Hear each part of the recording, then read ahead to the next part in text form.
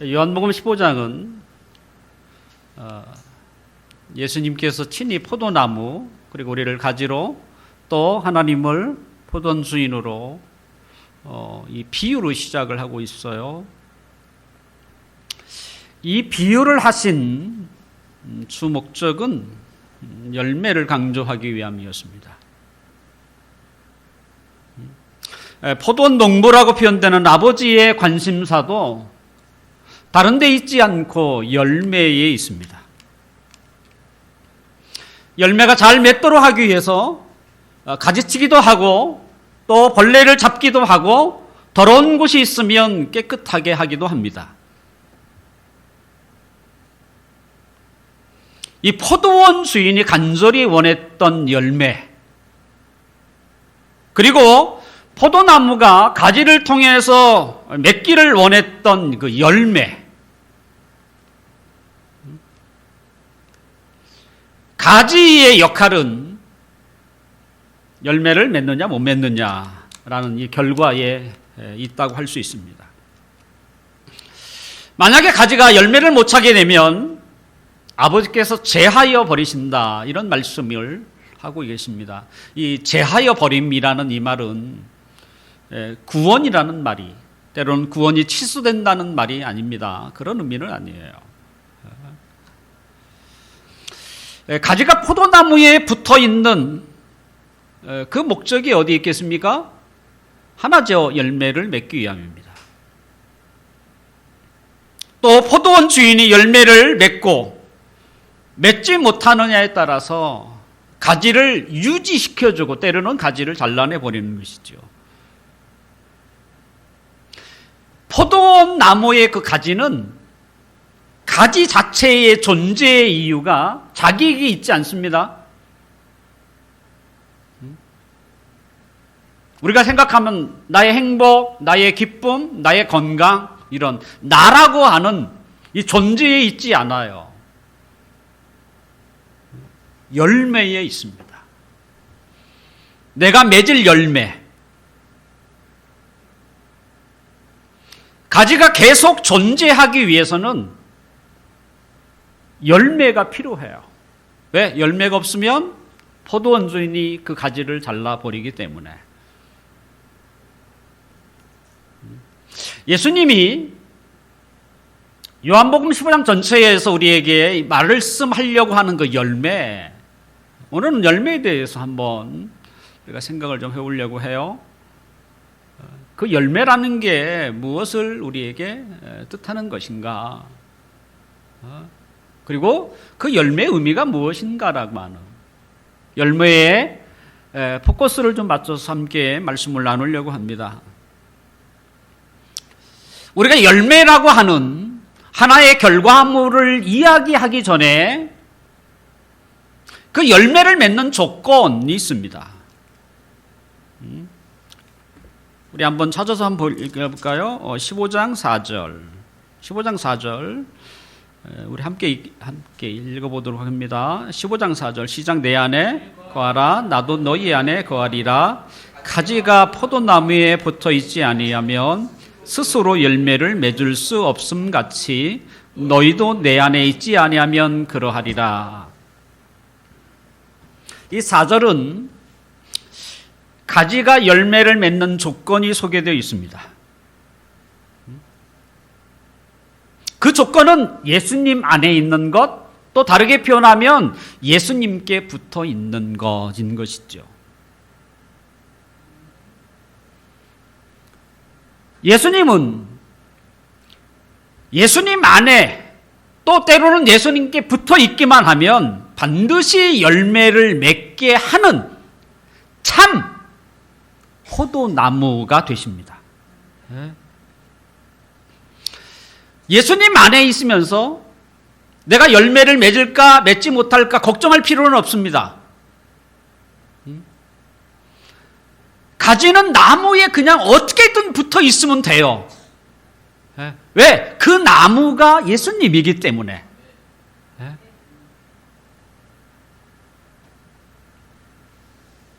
그러므로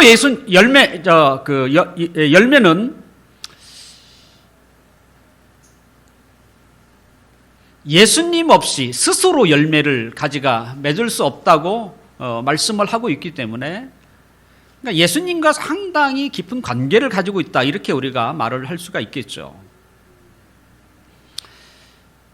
우리 모두가 알고 있듯이 나무는 가지에 수분하고 영양분을 공급을 합니다.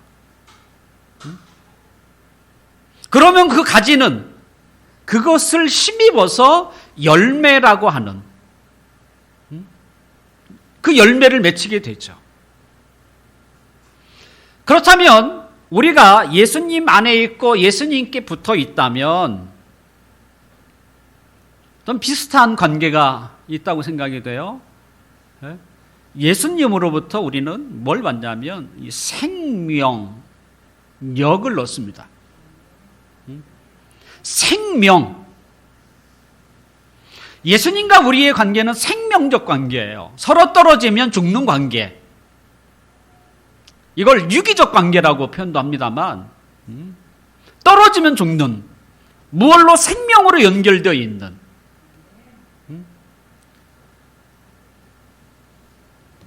그 산모가 그 아이와 어떤 관계가 되어 있습니까? 그 줄이죠. 그 생명줄과 같은. 그 생명줄이 끊어지면 아이도 죽는 것이죠. 우리와 예수님의 관계가 그런 생명줄.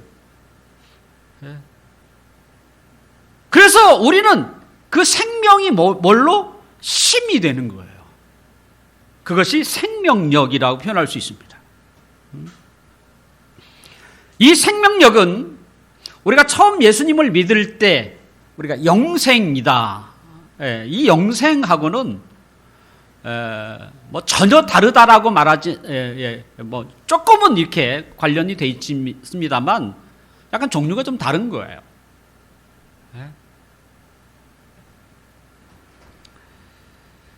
그래서 혹시 우리가 이런 생각을 할 수 있는데, 나는 예수님을 믿는 하나님의 자녀야. 이제부터 나를 통해서 하나님께서 풍성한 열매를 맺어갈 거야. 나는 그냥 기다리고 있으면 돼. 그냥 알아서 열매는 맺혀질 거야. 이런 의미가 아니라는 거예요. 하나님의 자녀이기 때문에 열매를 맺는 건 아니고요. 하나님의 자녀이면서 예수님 안에 거해야 하는 것이죠. 예수님께 붙어 있어서 예수님으로부터 매일 생명력, 예수님이 주시는 걸 생명력을 얻어야 한다는 거예요. 우리가 눈에 보이진 않지만 포도나무의 가지는 나무에 붙어 있어서 계속 뭘 얻어요. 잠시라도 그 가지가 잘라지면 열매는 우리가 기대할 수 없는 것처럼.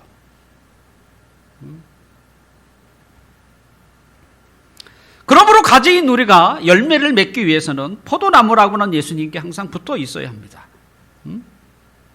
그러니까 예수님으로부터 우리가 삶을 살 수 있는, 때로는 열매를 맺을 수 있는 힘을 공급받아야 한다는 것입니다.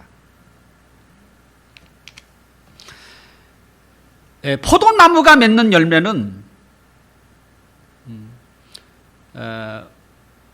그 포도나무 가지라는 수단을 통해서 포도송이라는 열매를 얻게 되죠. 자, 포도송이는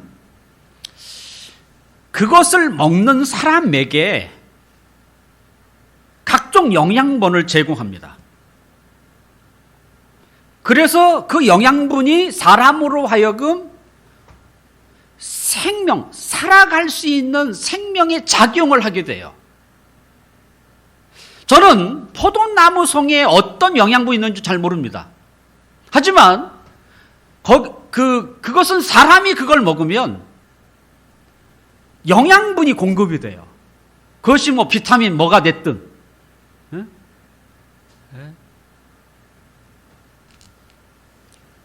마찬가지로 하나님의 백성들, 가지라고 생각하는 그 하나님의 백성들이 그 맺는 열매도 비슷하게 작용을 해야 한다는 거예요. 나라는 한 존재를 통해서 내가 예수님께 붙어 있음으로 해서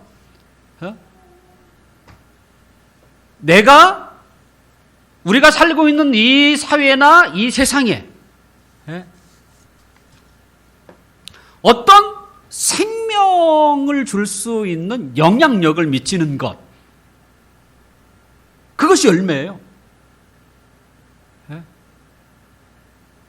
우리가 포도송이를 사람이 먹으면, 그 열매라는 걸 사람이 먹으면 그것이 영향을 미치잖아. 영향을 줘서 그로 하여금 더 힘있게 살아갈 수 있는 조건을 만들어주잖아요, 그에게. 우리가 밥을 먹는 것도 그렇고. 마찬가지로 그리스도인이 예수님께 붙어 있음으로써 그가 세상에 어떤 열매를 맺습니까? 그 열매는 다양할 수 있지만 사람에게 그 생명력을 줄 수 있는 이런 작용을 하는 열매가 되어야 한다는 것이죠. 예수님은 그 4절에 보니까 우리 스스로가 열매를 맺을 수 없다 이렇게 말씀하십니다.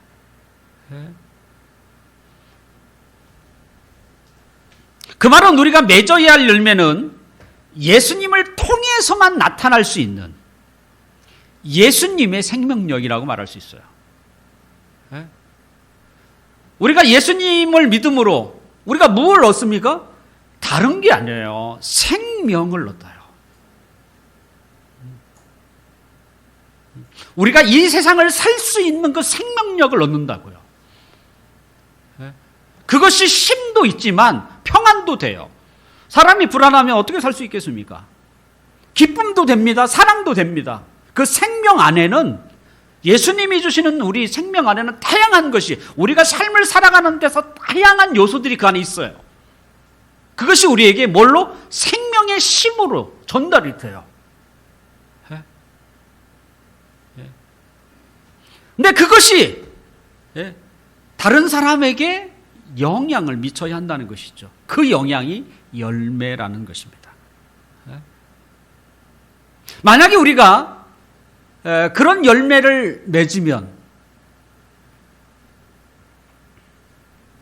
오늘 본문 8절 한번 읽어볼까요?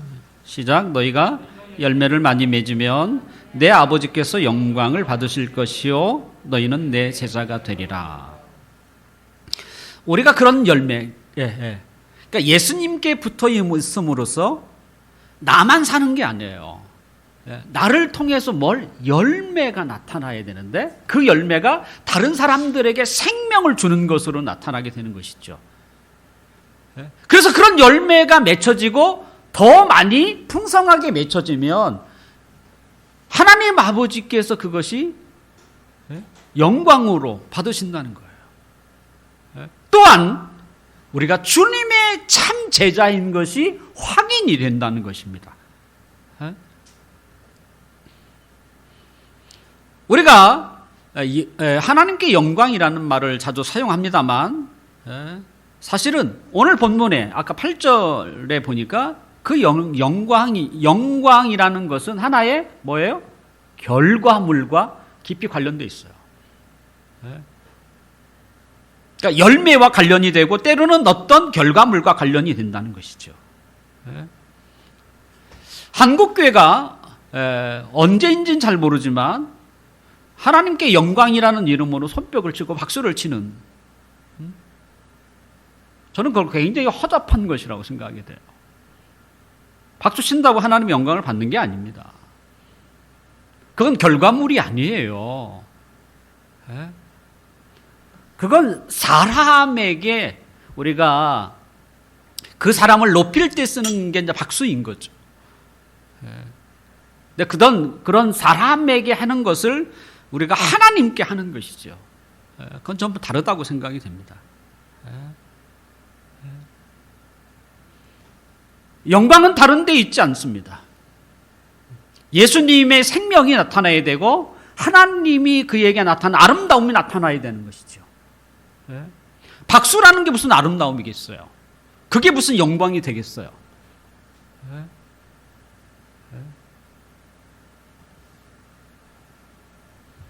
결국 하나님의 백성들이 열매를 맺게 되면 하나님이 그걸 영광으로 받으세요. 그리고 내가 주님을 따르는 제자라고 하는 것이 확인이 된다는 거예요. 그러니까 말로만 주님의 제자가 아니라 그런 열매를 통해서 내가 예수님께 붙어 있고 또 예수님으로부터 그 생명력을 얻어서 나를 통해서 다른 사람들이 예수의 생명이 전달되는 이런 열매를 맺을 때 비로소 내가 주님 안에 주님의 제자로서 그것이 확인이 된다라고 말할 수 있습니다. 자, 그렇다면 우리가 열매를 맺기 위해서는 반드시 포도나무라는 예수님께 붙어 있어야 합니다. 그러면 예수님께 붙어 있는다는 말이 뭘까요? 예수님 안에 있는다는 말이 뭘까요? 그것은 예수님과 소통한다는 말입니다. 근데 어떻게 소통이 가능합니까? 지금 예수님이 어디 계십니까? 하늘 보좌에 계세요. 하늘 보좌에 계신 분인데 우리가 어떻게 그분과 소통합니까? 우리가 소통하는 방법은 예수님의 그 인격이라는 것이죠. 인격.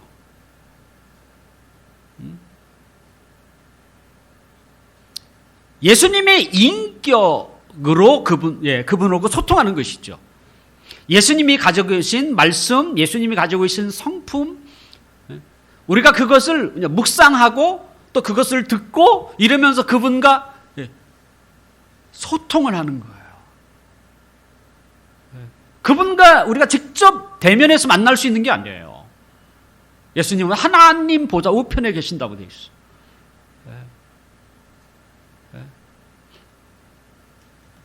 우리가 그분과 소통하려면 그분의 인격, 그분의 말씀, 그분의 성품을 우리가 묵상하면서 그분과 소통하는, 그렇게 되면 그분이 어떻게 해요? 우리 안에 임재를 하세요. 느낄 수 있다는 거예요. 아, 주님이 나와 함께 한다고 하는 이 느낌이 우리에게 다가온다는 것이죠.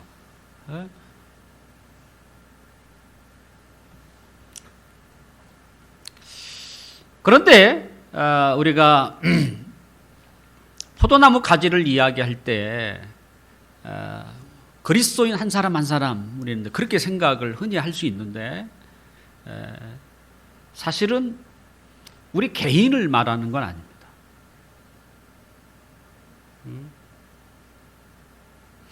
예수님께서 그 예수님의 임재하심을 이야기할 때 성경에 매우 중요한 성경 구절 두 개가 있습니다. 하나는 마태복음 18장 20절인데요. 두세 사람이 내 이름으로 모인 곳에 나도 그들 중에 있느니라. 이거 예수님이 하신 말씀이에요. 두세 사람이 내 이름으로 모인 곳에 내가 그들 중에 있겠다. 임재하겠다는 거잖아요. 그 다음에 마태복음 28장 20절 하반절에 보면 우리가 너무나 잘 아는 내가 세상 끝날까지 너희와 항상 함께 있으리라. 이 두 구절이에요.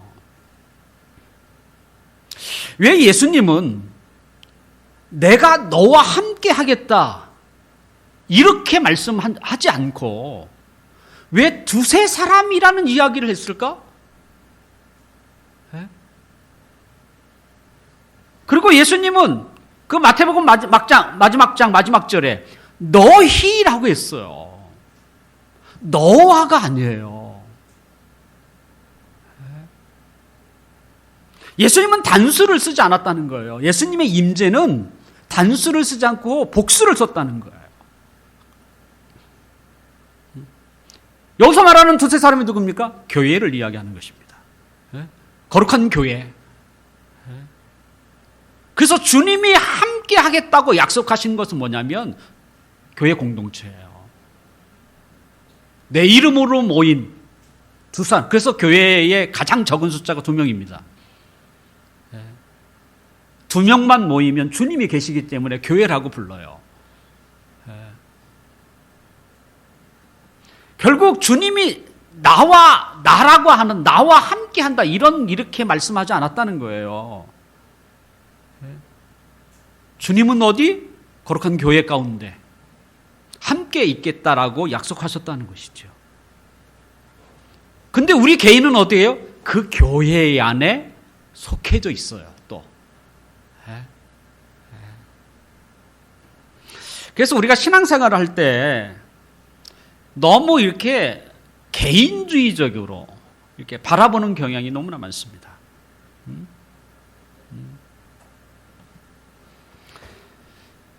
근데 그것은 우리가 좀 지양할 필요가 있죠.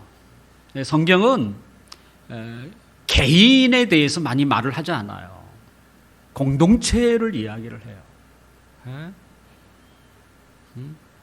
주님이 함께 하시는 그 임재는 교회라고 하는 공동체에서 그 공동체 안에서 개인으로 퍼져가는 것이지 개인에서 개인으로 가는 게 아니에요. 그렇다면 왜 예수님은 성도들 한 사람 한 사람이 아니라 이 공동체라고 하는 왜 공동체에 임하겠다라고 하시는가? 라고 하는 것은 개인이 아무리 뛰어나다고 할지라도 그 많은 사람과 비교할 수가 없어요. 아무리 뛰어난 한 사람이라고 할지라도 그 많은 사람을 다 감당할 수 없잖아요. 교회 공동체는 다양한 사람들이 모여 있는 거예요. 그 다양한 사람들이 자기의 개성과 자기의 색깔과 자신의 은사를 나타남으로써 그 아름다움이 하나님의 아름다움이 훨씬 더 풍성해지는 거예요. 개인은 아무리 뛰어나도 풍성함이 부족해요.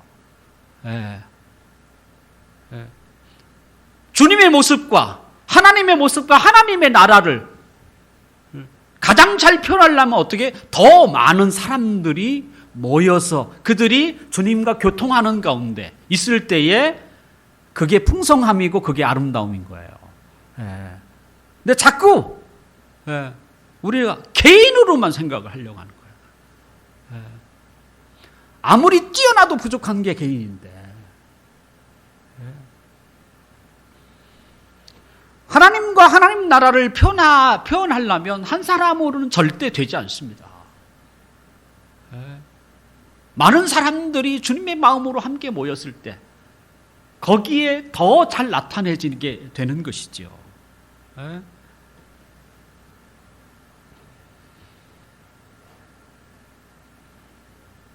근데 제가 개인적으로 생각을 할 때는 한국교회가 이 교회에 대한 부분에 대해서 너무나 잘못 가르쳤다는 생각이 많이 듭니다. 저도 그렇게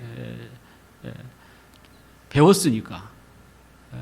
그래서 말씀만 주면 거룩한 교회를 먼저 생각하지 않고 자기 먼저 생각을 하고 자기가 한 사람이 뛰어남이 세상에 드러내려고 하고 아니에요. 거룩한 교회가 드러나야 하는 거예요. 왜? 거룩한 교회는 주님이거든요. 그렇게 제대로 가르침을 받지 못했기 때문에 자꾸 이야기하면 하면 할수록 다 개인을 나가 강조되는 건 세상이에요. 세상은 공동체가 없어요. 한 나라라고 하는 나라 안에 나라라고 하는 큰 공동체 아니지만 다 개인이에요. 하지만 이 세상의 유일한 공동체로서의 그 공동체는 교회밖에 없습니다. 그래서 끊임없이 예수님이 말씀한 것처럼 나를 부인하고 나를 죽이는 것이 자기 십자가를 지고 가는 것이 나를 온전히 따르는 주님의 제자가 되는 것이다.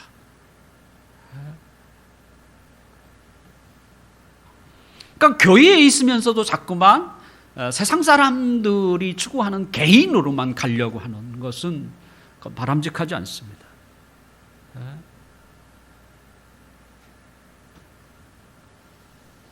교회는 하나님이 세우시고 또 교회를 통해서 하나님의 뜻을 펼치기를 원하시는 것이죠.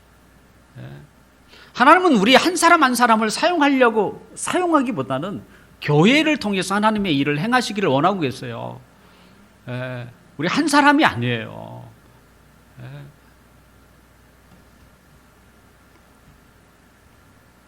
그러므로 교회의 이상적인 모습이 무엇이겠습니까? 그저 구원받은 사람이 모여서 함께 예배하고 기뻐하고 이런 것만 있을까요? 그렇지 않습니다. 교회가 주님과 아름다운 교제가 이루어지고 그리고 그 교회가 이상적인 교회로 건강한 교회로 탈바꿈하기 위해서는 뭐가 필요해요? 열매가 나타나야 한다는 거예요. 예수님은 나는 포도나무여 너희는 가지라고 했을 때 이 가지는 개인보다는 뭐예요? 교회를 지금 이야기하고 있는 거예요.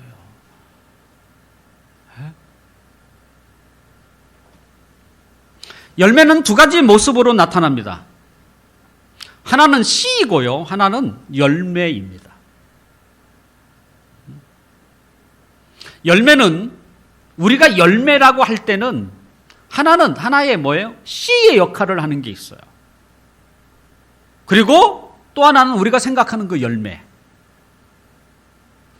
자, 제가 예를 좀 들어보겠습니다. 나의 꿈이 예입니다. 나의 꿈이 좀 멋진 한정식과 같은 멋진 식당을 차려서 거기서 맛있는 음식을 통해서 많은 사람들에게 기쁨을 주는 것. 만약 이런 꿈을 가지고 있다면 당장 식당을 좀 하려고 했더니 돈이 없는 거죠. 그래서 일단 그 자본금을 얻기 위해서 열심히 JS 컴퍼니라는 그 회사에 들어가서 돈을 벌기 시작합니다. 그리고 어느 정도 돈이 벌었다고 생각하면 그 자본금을 가지고 작은 식당부터 시작을 하는 것이죠. 자, 그렇다면 그 자본금은 그동안 일을 한 뭐예요? 열매입니다. 열매예요. 근데 식당을 하기 위한 뭐도 돼요? 씨도 됩니다. 그래서 열매라고 할 때는 씨도 포함이 되고 또 열매도 포함이 되는 거예요.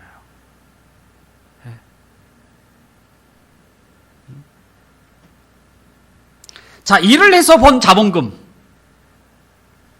그것은 열매가 아닌 건 아니죠. 열매죠, 그것도. 하지만 궁극적인 열매는 아닙니다.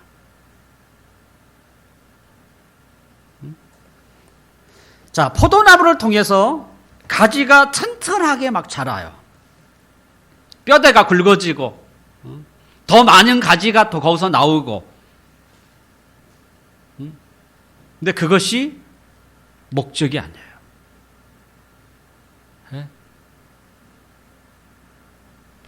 그 가지에서 뭘요? 궁극적인 목적은 뭡니까? 포도송이에요. 가지가 튼튼하게 자라는 게 목적이 아니에요. 그 가지에 뭐가 붙어 있어야 돼요? 포도송이라는 열매가 있어야 그게 궁극적인 목적이에요. 우리가 열매하면 성경의 갈라디아 5장 22절과 23절에 보면 뭐 성령의 9가지 열매 이런 너무나 잘 아는 거 아닙니까? 뭐 사랑, 희랑 뭐 이렇게 시작해서 성령의 열매는 이 성품의 열매입니다.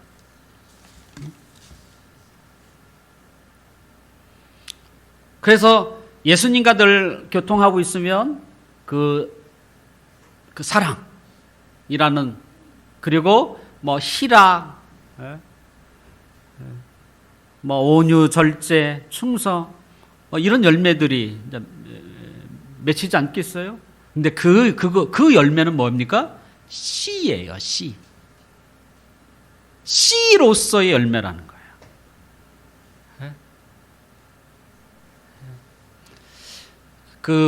우리가 예수님 안에서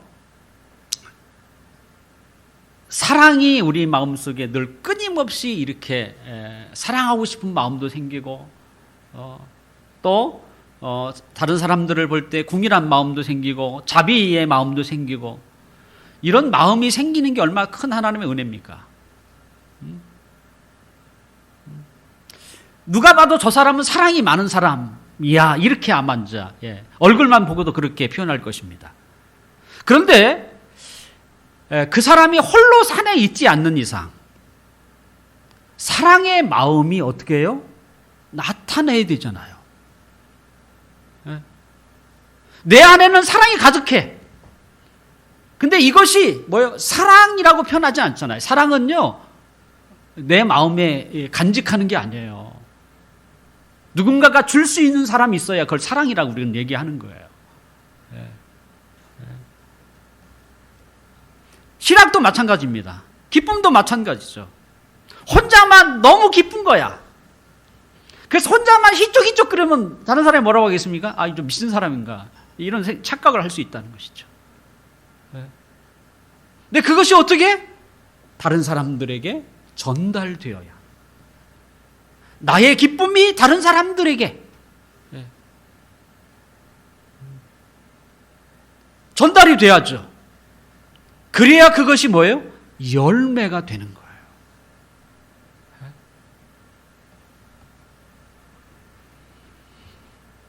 제가 예배를 시작하기 전에 성경구절 하나를 여러분에게 들려줬습니다. 너희가 나를 택한 것이 아니요 내가 너희를 택하여 세웠나니 이는 너희로 가서 열매를 맺게 하고 또 너희 열매가 항상 있게 하여 내 이름으로 아버지께 무엇을 구하든지 다 받게 합니다. 요한복음 15장 16절에 있는 구절이에요. 이 구절을 보면 우리가 예수님을 선택한 것이 아니라 예수님이 우리를 먼저 선택했다라고 쓰여 있어요. 근데 거기에는 이유가 속에 있다는 거예요. 이유가 그냥 선택 끝 이게 아니에요. 내가 너희를 선택한 이유는 열매라고 말씀하세요. 너를 행복하게 하고 너를 기쁘게 하고 내가 사랑 많은 사람이 되게 하고 절제 잘하고 충성스러운 사람 이게 아니에요. 열매래요. 이런 우리가 가지고 있는 성품의 열매도 열매지만 궁극적인 열매가 아니에요. 그것이 어떻게 해요? 흘러가야 한다는 것이죠. 이 사회와 우리의 이웃에게 그것이 다른 사람에게 뭘로? 생명으로 흘러가야 한다는 거예요. 그게 하나님이 원하시는 궁극적인 열매라는 거예요. 하나님은 우리가 항상 열매 맺기를 원하고 계십니다. 그리고 그 열매를 위하여 하나님 앞에 기도하는 자의 기도에 하나님은 귀를 기울이신대요. 오늘 본문 7절을 함께 읽어볼까요? 7절 시작. 너희가 내 안에 가고 내 말이 너희 안에 거하면 무엇이든지 원하는 대로 구하라. 그리하면 이루리라. 너희가 원하는 대로 구하라. 이것은 뭐 다른 이야기가 아니야. 내가 열매를 위해서 하나님 앞에 구하면 하나님이 그 기도에 귀를 기울이신대요. 응답하신다는 얘기예요. 왜냐하면 오늘 이 본문에서는 열매가 그렇게 계속 열매를 이야기하고 있는데 그 열매 가운데서 이 기도 이야기가 우리에게 소개하고 있는 거예요. 열매를 맺기 위해서 하나님 앞에 자신의 부족함을 느끼고 하나님 나 열매 맺기를 원합니다 라고 기도하는 자를 하나님께서 그 기도에 응답해 주시겠다고 하는 것입니다. 교회가 열매에 관심을 두지 않으면 그 교회는 건강한 교회가 될 수 없습니다. 가지가 포도나무가 주는 은혜의 그 영양분에만 만족하고 살면 포도원 농부는 가만히 있지 않습니다. 어떻게 해요? 잘라버려요. 제가 그랬죠. 개인에게 하는 말이 아니라고. 이건 교회에게 하는 말이에요. 우리끼리만 하나님의 은혜를 우리끼리만 누리고 우리끼리만 만족하고 그건 건강한 교회가 아니에요. 아무리 그 안에 사랑이 넘치든 기쁨이 넘치든 성령의 열매들이 우리의 시야에서 눈에 보일지라도 하나님이 보시기에는 뭐예요? 그건 씨앗일 뿐이에요. 열매를 맺기 위한 씨앗인 거예요. 열매를 맺지 않으면 그 교회는 자연적으로 도태, 역사에 사라집니다.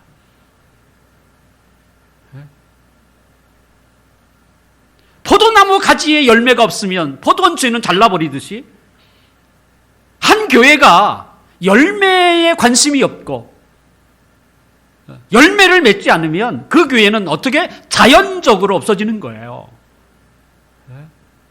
하나님이 그냥 놔두시는 거예요. 열매가 없기 때문에.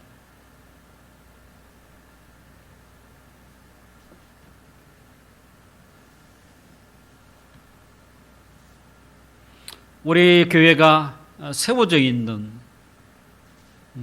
중요한 기도 제목이면서 우리가 이유라고 생각하는, 여러분이 보기 오른쪽 아닙니까? 진리와 사랑이라는 그 복음의 핵심을 가지고 사람들을 깨우는 일이죠.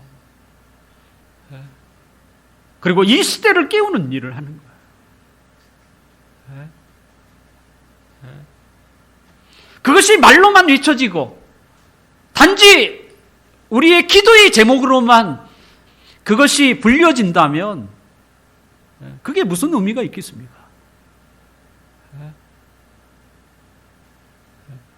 그것이 실제적으로 뭐예요? 이 교회를 통해서 흘러가야죠. 이 거룩한 공동체에 여러분 한 사람 한 사람을 통해서 세상에 그것이 드러내야 되잖아요. 그것이 기쁨이 됐든 사랑이 됐든 사랑이 가득한 사람이 자신의 일터에서 또 이웃과 함께 있으면서 그 사랑이 어떻게 안 나타날 수 있겠습니까? 그게 안 나타나면 또 이상한 사람이죠. 하나님이 나에게 주시는 그 기쁨이 나의 삶의 현장에서 어떻게 그것이 그냥 묻혀들 수가 있겠습니까? 그게 가능하다고 생각하십니까? 그래서 우리의 동료들이 우리 김주임님 오늘도 그렇게 싱글벙글이시네요. 나도 좀 그랬으면 좋겠어요. 혹시 비결을 좀 가르쳐 주실래요?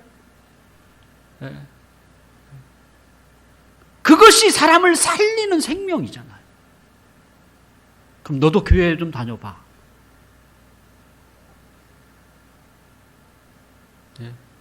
그래서 예수님이 나에게 준 생명이 나를 통해서 누구에게? 그 사람에게, 그 사람을 살릴 수 있는 길로 인도하는 게 열매예요.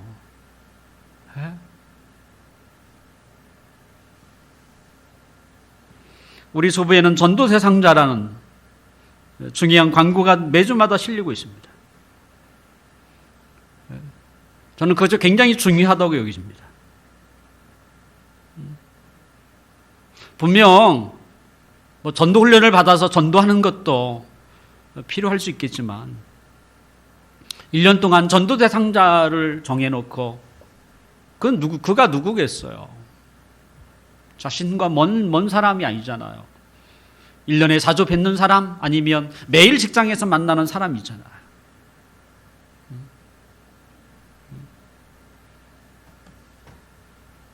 그들과 관계를 맺으면서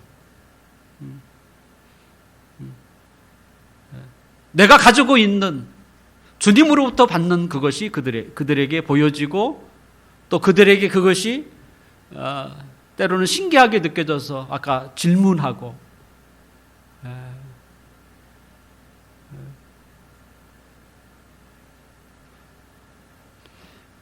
혹시 이 과장님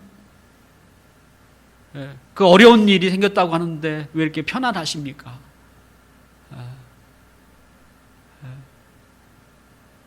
저에게도 그런 게 있었으면 좋겠습니다. 이런 질문들은요, 그가 살겠다고 나에게 손을 내미는 거예요. 나도 그렇게 살고 싶습니다라고. 그때가 하나님이 우리에게 주시는 사인이에요. 여러분은 거기에 민감하셔야 됩니다. 제가 늘 이렇게 탁구를 치잖아요. 그래서 탁구 치는 사람들, 저는 그들이 어떤 말을 저에게 할까 굉장히 유심하게 살펴봐요. 그래서 저에게 아까 그 하나님의 때라고 하는 그런 이때다라고 할 때는 저는 과감하게 교회 다녔으면 좋겠다 얘기해요. 그러면 당신의 삶에도 놀라운 일이 생길 것이다.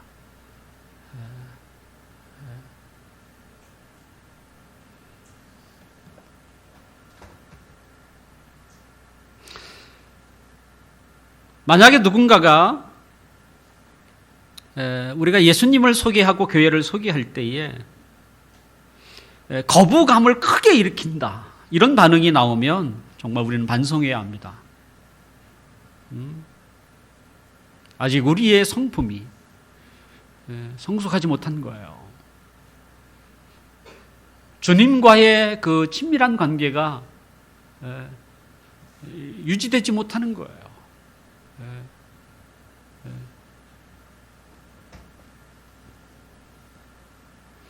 열매를 맺기 위한 꽃이 피지 못하는 것입니다.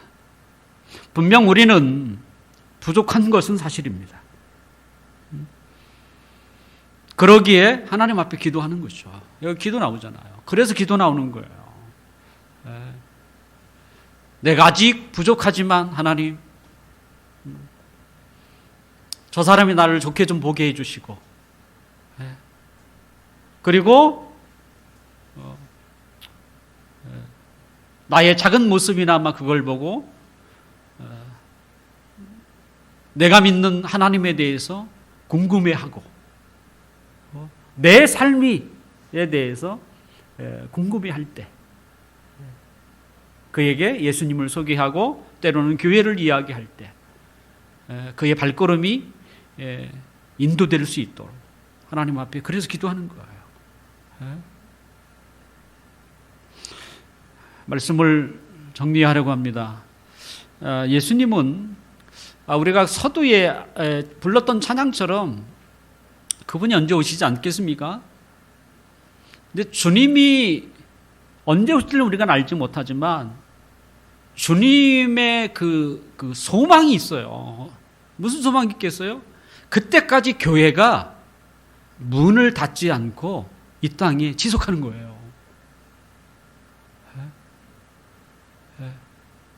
교회는 주님의 몸이잖아요.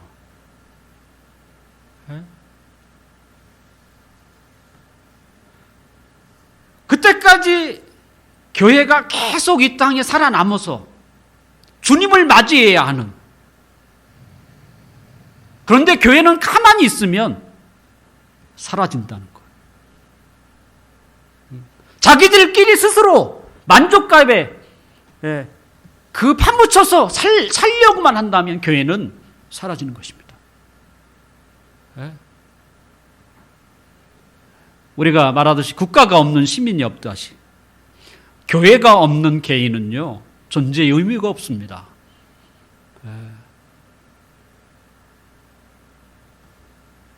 열매를 맺는 것은 주님의 뜻입니다. 주님이 포도나무시잖아요. 교회 자체잖아요. 우리는 그 포도나무 주님께 붙어있는 자들이잖아요. 우리가 주님으로부터 끊임없이 영적인 영양분을 받고 있음에도 불구하고 열매를 맺지 못한다면 되겠습니까? 뭔가 이상하죠. 주 뜻대로 교회는 그 이름이 우리에게 밝혀주듯이 주님의 뜻을 받드는 거예요. 우리가 몰라서 그건 어쩔 수 없어요. 하지만 주님이 우리에게 알려주신다면 받들어야죠.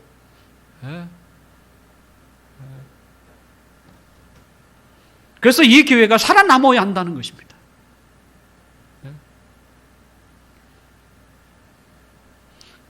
이 살아남는 것은 대형 교회를 말하는 게 아니에요. 우리 안에 주님을 통해서 그 거룩한 성령의 열매들이 생겨나고, 그것이 우리의 삶을 통해서 이 세상의 사람들을 살리는 생명력으로 영향력을 미치는. 그래서 그들 중에 한 사람이 됐든 두 사람이 됐든 끊임없이 이 교회에 오게 되면, 이 교회 전체의 숫자가 작더라도 이 교회는요 역사에 남아 있어요. 그래서 주님이 오실 때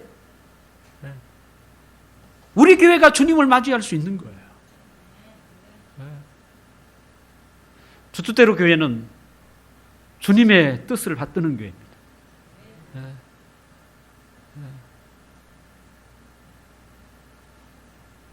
바라옵기는 저와 여러분이 이제 이 교회가 어떤 모습으로 서야 할지를 우리가 잘 알고 그 뜻을 잘 받으셔서 열매를 맺으면 하나님이 영광을 받으시고 우리가 주님의 제자가 된다. 이런 확인이 우리 교회를 통해 아름답게 나타나기를 주님의 이름으로 축원합니다. 기도하겠습니다.